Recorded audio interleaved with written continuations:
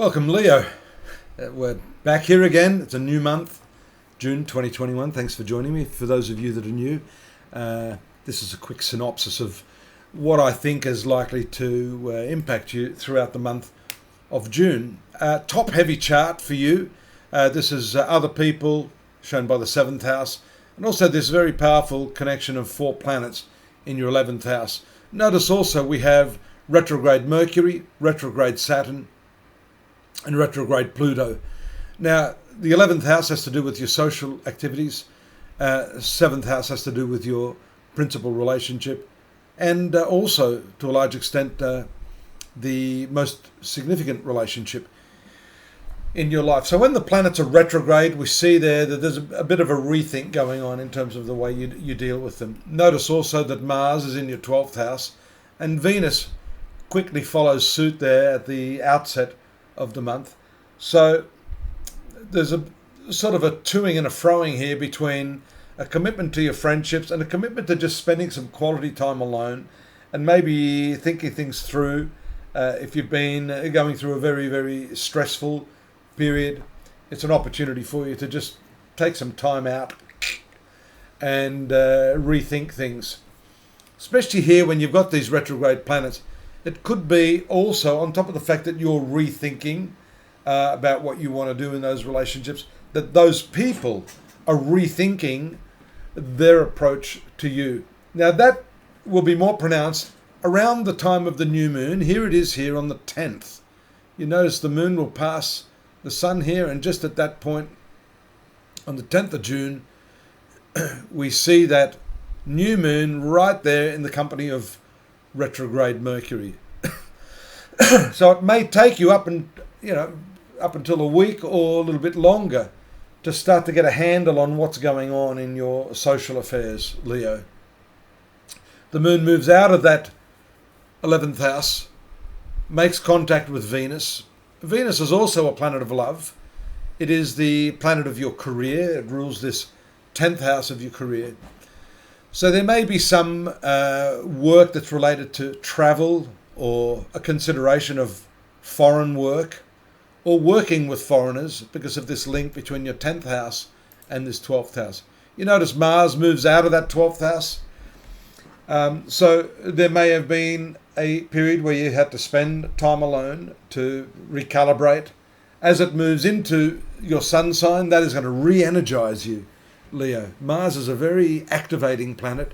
It's full of drive, it's full of energy. In fact, it makes you a little bit impatient. And you must watch that. Especially here we see the retrograde Saturn receiving the opposition aspect from Mars. That's a very frustrating combination. And what that means is that you're going to find yourself having the drive you've been waiting for during that incubation phase. Now what you find is Saturn in the 7th putting the brakes on other people's activity. So they're not exactly catching up to where you're at. In short, people are dragging their feet, and that's going to piss you off big time. So you need to learn a little bit of patience, especially with that square there on the 21st. That can show a lot of impulse, a lot of irritability. And because Moon is transiting your 4th house, you're likely to take all of that angst back into your home life and take it out on the people you love most.